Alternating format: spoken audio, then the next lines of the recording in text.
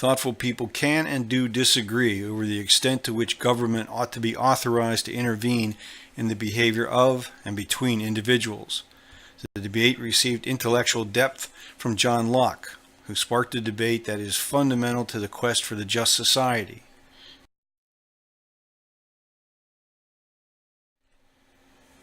Do we possess natural rights? If so, what are our rights? Is natural law a just basis for positive law? Or are natural laws merely descriptive rather than prescriptive? Locke offered this view. The state of nature has a law of nature to govern it, which obliges everyone, and reason, which is that law, teaches all mankind who will but consult it, that being all equal and independent, no one ought to harm another in his life, health, liberty, or possessions.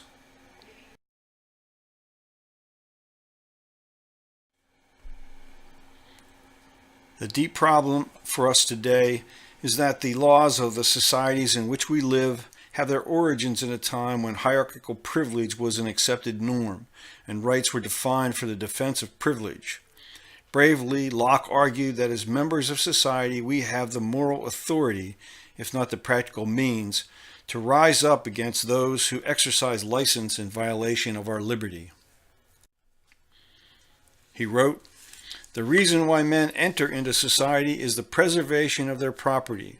Whenever the legislators endeavor to take away and destroy the property of the people, or to reduce them to slavery under arbitrary power, they put themselves into a state of war with the people, who are thereupon absolved from any further obedience."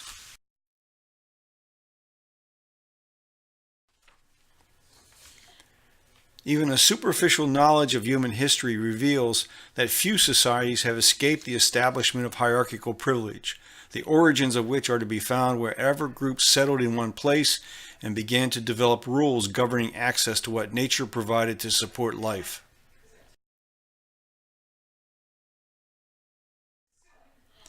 Fast forward to the 16th century, and our forefathers began to migrate in large numbers.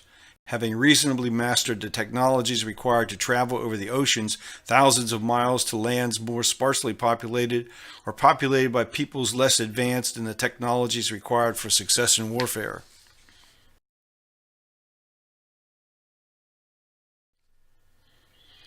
In the emerging conflicts over territory and resources, the victors imposed their system of socio-political arrangements and institutions on the vanquished survivors.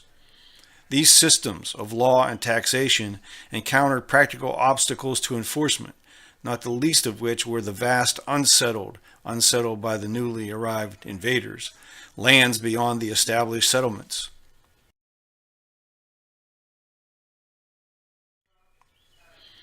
An American historian, Frederick Jackson Turner, observed that in the process of settlement, conquering indigenous peoples and subduing nature, the attitudes and values of generations was forged.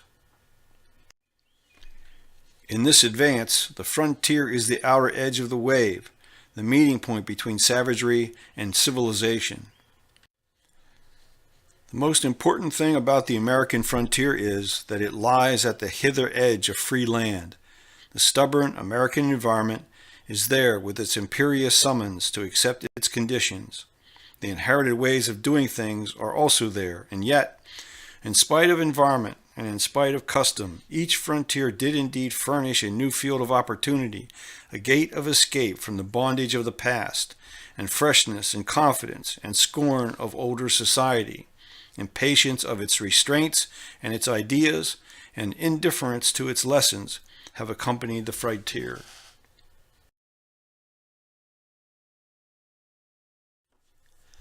And it is from the centuries of frontier conflict and settlement that emerges the myths of rugged individualism, the deeply held perspective that government is an instrument created to restrict the exercise of individual freedom, one such freedom claimed being the freedom to gain and retain ownership and control of nature, of land.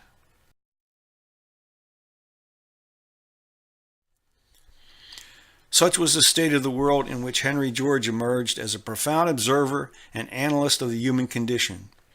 Henry was one of those individuals who, born with an adventurous spirit and pulled by both desire and necessity, left home and family in Philadelphia to seek his fortune in San Francisco. And by 1868, in his first published writing, an article titled "What the Railroad Will Bring Us," young Henry George had already come to understand what the future held for most people. He wrote, "Increase in population and in wealth past a certain point means simply an approximation to the condition of older countries, the Eastern states and Europe. It is certain that the tendency of the new era, the more dense population and more thorough development of the wealth of the state, will be to a reduction both of the rate of interest and the rate of wages, particularly the latter. This crowding of people into immense cities, this aggregation of wealth into large lumps, this marshaling of men into big gangs under the control of the great captains of industry, does not tend to foster personal independence, the basis of all virtues. We will have to deal in time with all the social problems that are forcing themselves on older communities, like the riddles of the Sphinx, which not to answer is death. With one of them, the labor question, rendered peculiarly complex by our proximity to Asia. Public spirit, public virtue, the high resolve of men and women who are capable of feeling the enthusiasm of humanity will be needed in the future more than ever."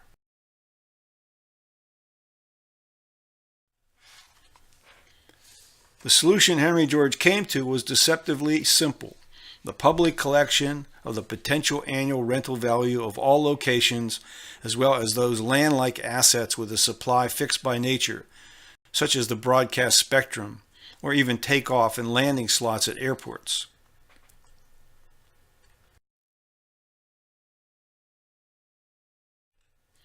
Of course, Henry George went much further, calling for the elimination of the taxation of all capital goods, of the income earned by the use of capital goods, or from labor employed in the production of goods or delivery of services. Further, he argued the case against tariffs, quotas, and other restraints of trade, but with a warning: that violation of natural rights, which imposes tariff duties, is inseparably linked with that violation of natural rights which compels the masses to pay tribute for the privilege of living. The one cannot be abolished without the other.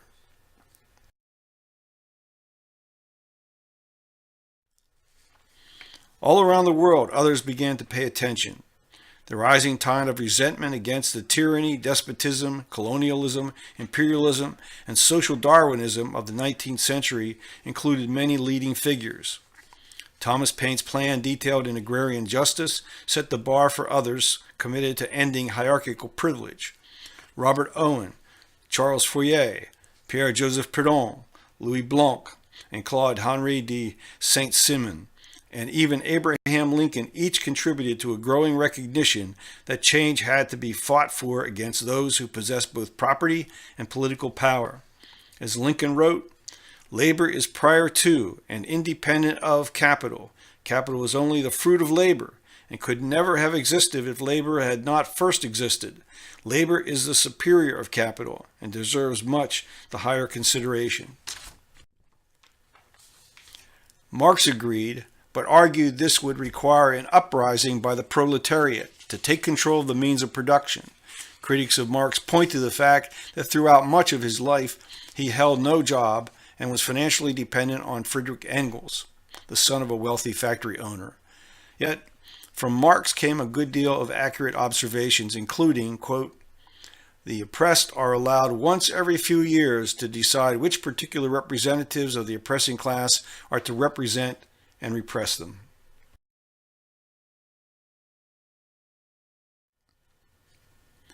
Surrounding Henry George, as the momentum of the single tax movement rose and fell, were many people attracted to the man, Henry George, because of his strong moral character. However, the political world into which George, by necessity, was thrown, made him both friend and opponent of worker and capitalist interests. George offered all equality of opportunity. What they all pursued was special status under law.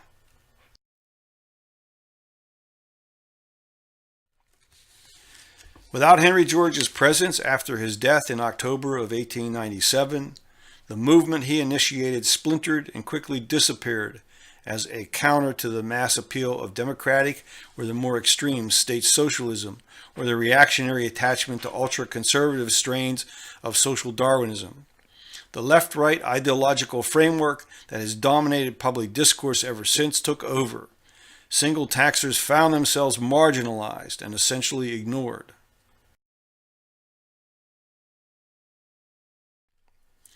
Rising to a position of influence in the surviving single tax movement, Max Hirsch took on the job of explaining what socialism would mean to people if adopted. In 1904, he spoke to large audiences brought together in the Athenaeum Hall in Melbourne. He had come to the conclusion that socialism presented huge risks to the liberty of the individual. Man does not live by bread alone. There are higher boons than material wealth, freedom, equality of rights, the purity and jobs of family life. These are the higher fruits of the social state. For the partial attainment of these boons, generation after generation of men have sacrificed wealth and life itself. Socialism must not only stop further progress in these directions, but will lead to the loss of the progress so far made in its long and weary upward struggle.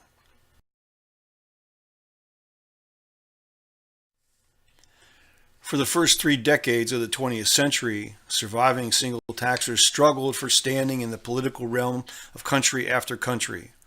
By 1909, Henry George's work in Ireland was forgotten as Irish leaders focused all their energy on home rule. In Australia, Labour held power. Robert Donald, editor of the Daily Chronicle, in a letter to the movement's principal financier, Joseph Fels, described the result. Its policy generally is a kind of mongrel socialism combined with the most hopeless conservatism. The party as a party profess no particular fiscal faith, but at the same time are strongly protectionist. They profess to believe in the nationalization of the land, and at the same time hold to the old lunacy that the nationalization of machinery is equally essential.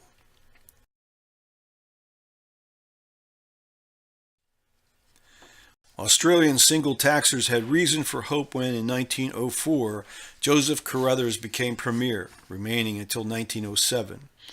Labour won the 1910 federal election and introduced a land tax in an effort to break up large estates and encourage small-scale farming.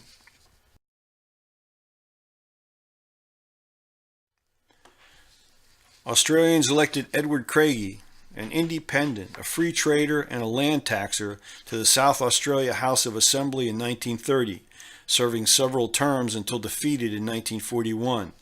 Liberals and Labour members paid little attention to his efforts to put single tax theories into legislative form.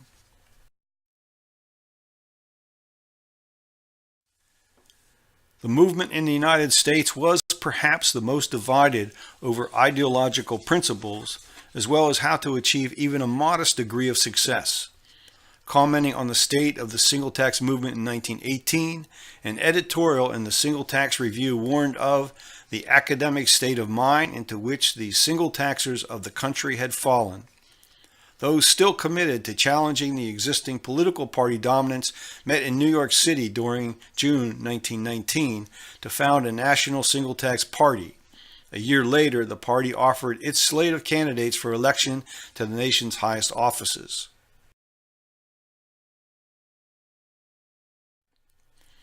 Others disdained political activism in favor of public education and began to self-describe themselves as Georgists rather than single taxers. In 1914, Oscar Geiger urged the creation of reading circles, attracting individuals who would begin with various single tax readings, then go on to read and discuss Georgia's social problems and eventually progress in poverty. It took until 1932 for his vision to evolve into the founding of the Henry George School of Social Science. Course materials he developed presented Henry George's system of political economy as an alternative way the world could be and should be organized in order to create just societies.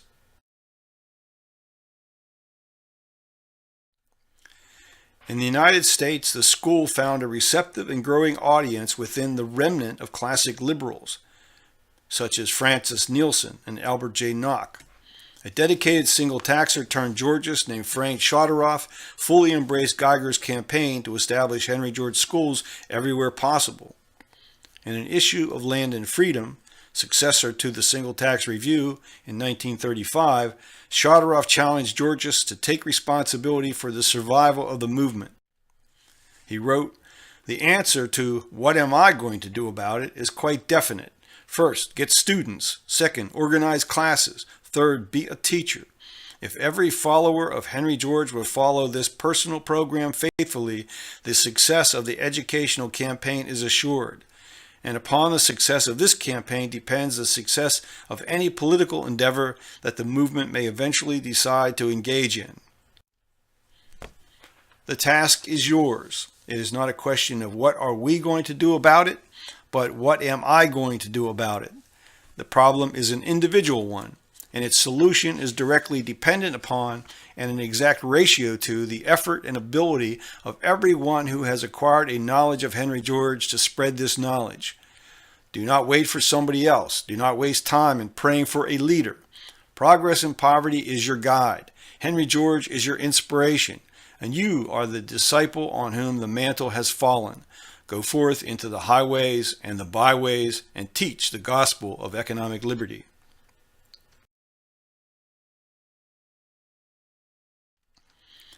Two years later, Frank Chodoroff was appointed director of the Henry George School in New York City.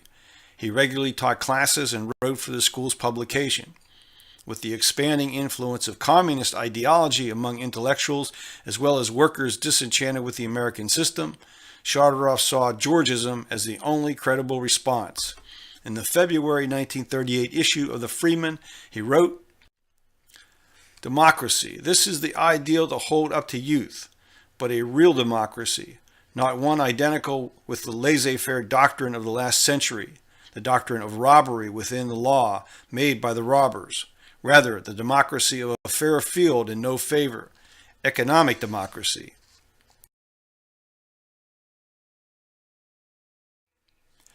Chodoroff was forced to resign during the Second World War.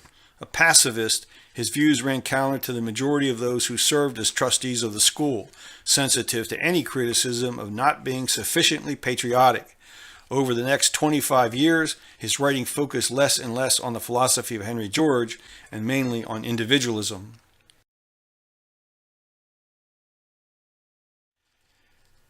This individualist contingent existed within the Georgist ranks, but was growing elsewhere as a result of the writing, lecturing, and activism of anti-statists who embraced quite divergent views on almost all matters relating to the limits of freedom.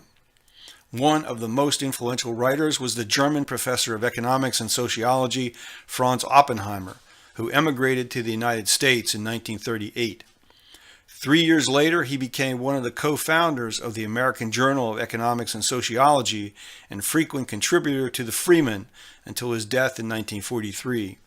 Franz Oppenheimer certainly admired and respected Henry George. However, he had his own solution to the land problem, as explained in a 1948 article published in the American Journal of Economics and Sociology. In that article, he wrote, "The land monopoly can be broken. All that is needed is to stop the proletarian migration from the rural districts into the cities by offering the footloose people much better chances in the country itself. This can be done by creating agricultural cooperative settlements of the type this writer created in Germany, settlements which were acknowledged to be an unqualified success by the pre-Hitler German government."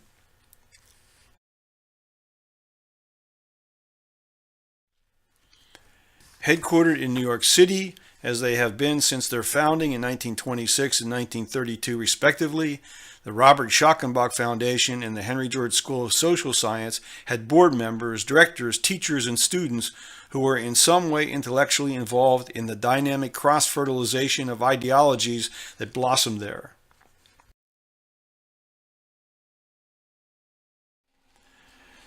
New York City became home to Eliza Rosenbaum, who escaped from Bolshevik Russia in 1926, changing her name to Ayn Rand. Her first successful novel, The Fountainhead, was published in 1943, and in 1957, her fame as an intellectual of the right was secured with publication of Atlas Shrugged. Reviewing Atlas Shrugged in 1960, the stalwart individualist Georgist Oscar Johansson wrote, "The book is a brilliant fighting defense of the dignity of the individual and of private enterprise. This is not to say that she is without faults.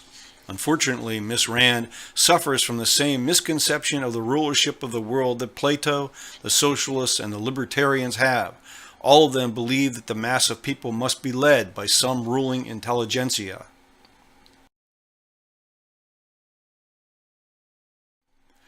Oscar Johansson, an electrical engineer, Sidney Mayer, an attorney, and Jack Schwartzman, an attorney and professor of English literature, formed a Georgist cadre of surviving individualists huddled in New York and contributing articles to their occasionally produced publication, Fragments. The Schwartzman family fled Kiev in the early 1920s, were smuggled into Romania, and eventually made their way to the United States. Jack Schwartzman's worldview is aptly expressed in a brief article he wrote appearing in a 1964 issue of Fragments. But what are morals, health, and safety except personal concepts? Only the individual can ever determine their meaning. No absolute power can do so. Does it mean, therefore, that there are no absolutes in the universe? Far from it. The cosmos is regulated by inexorable natural laws. Adherence to them would, of necessity, cause each person to act in harmony with absolute morality and hygiene.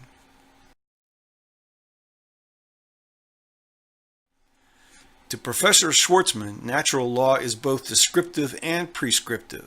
In his usage, he adheres to the same logic as did Henry George, that the natural law is also the moral law.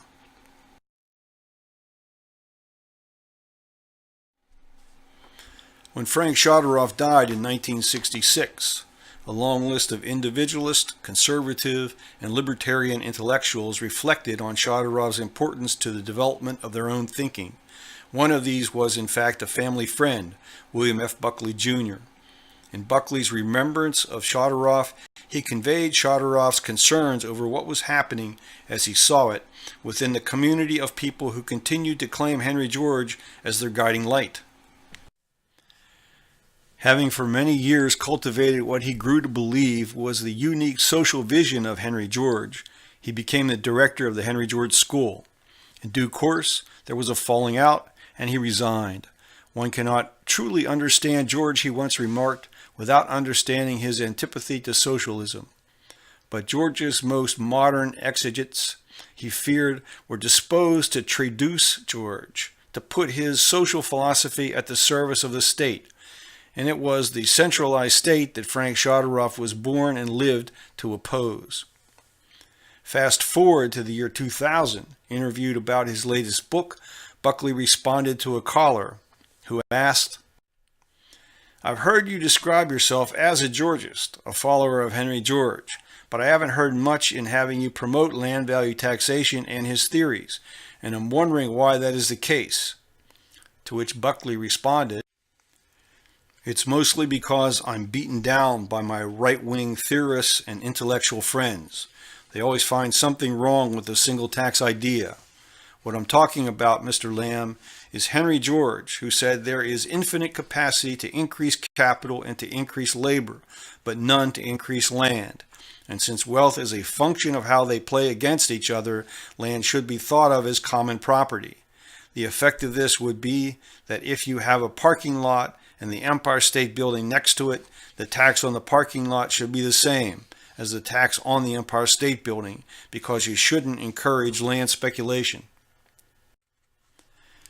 Anyway, I've run into tons of situations where I think the single tax theory would be applicable.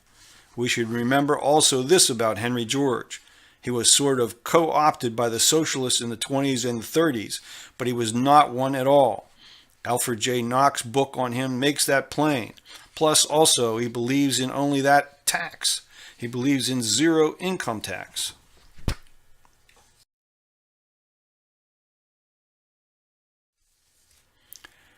Browse through the various Georgist publications during the heightened period of anti-communism, and one finds many views expressed that are anti-statist. Individualist Georgists embrace the sentiment expressed by Benjamin Franklin. Those who would give up essential liberty to purchase a little temporary safety deserve neither liberty nor safety.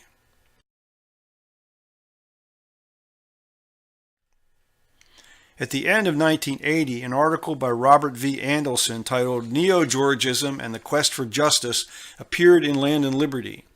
Andelson, a professor of philosophy, made the case that Henry George's fiscal reform was the most practical path to realization of the libertarian objective of the minimal state. However, Andelson suggested that accepting the term Georgist as descriptive of one's belief system implied full agreement with all that George put forward. His own perspectives were better described, he said, as Neo-Georgist.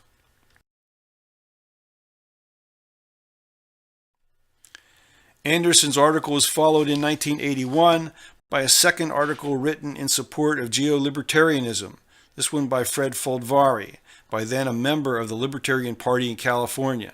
He explained to readers what distinguished libertarians from most persons who describe themselves as Georgists.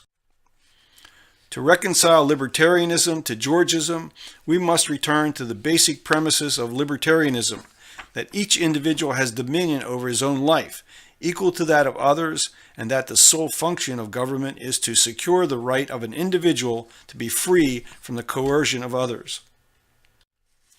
Geo-Libertarians recognize that a tax on production is a blight on production, whereas a payment for the use of natural resources is a just compensation to humanity for the privilege of using part of our equal natural heritage. Moreover, the social inequalities arising from the private appropriation of ground rent can cause, and have caused, the destruction of the liberty libertarians cherish.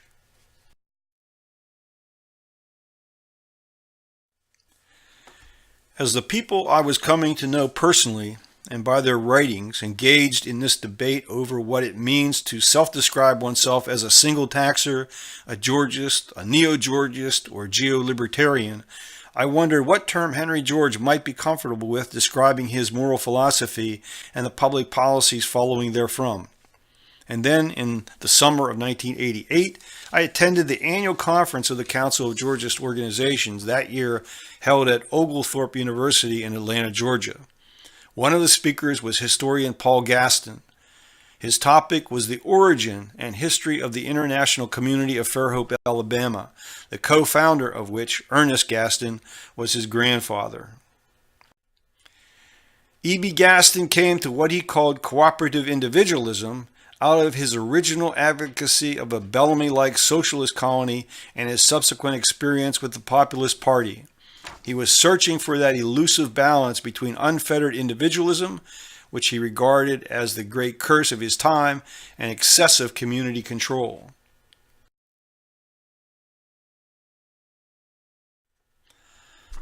Cooperative individualism, it seemed to me, was the one phrase that best described what Henry George was after. In my own writing about Henry George, I began to describe him as one of the key architects of the philosophy of cooperative individualism. I then began a fairly long process of discussion with others in the Georgist community in an effort to succinctly state the principles of cooperative individualism. In 1997, I took the next step, establishing the online project, the School of Cooperative Individualism. These principles achieve, I believe, what Neo-Georgists and Geo-Libertarians have sought, the securing of individual liberty within a cooperative societal framework. Cooperative individualism asserts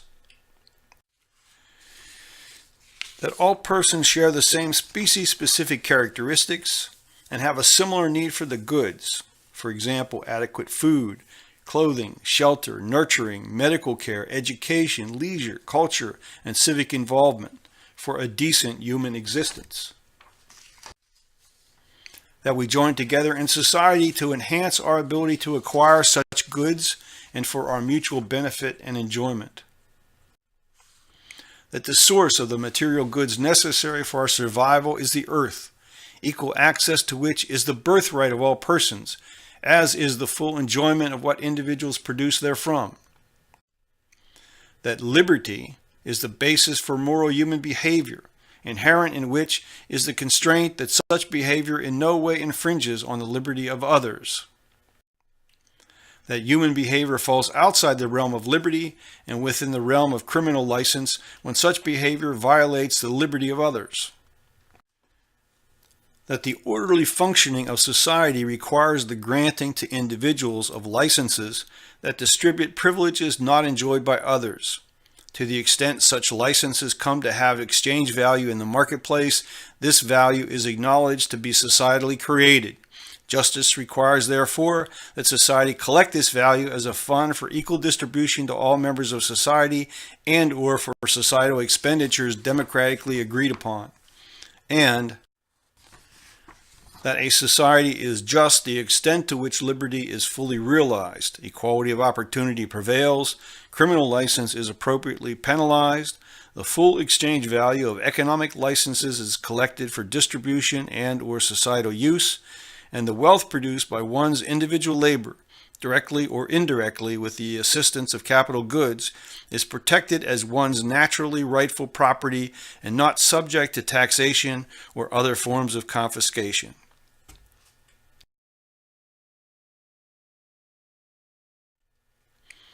I end here with an observation about the United States of America made by Martin Luther King Jr.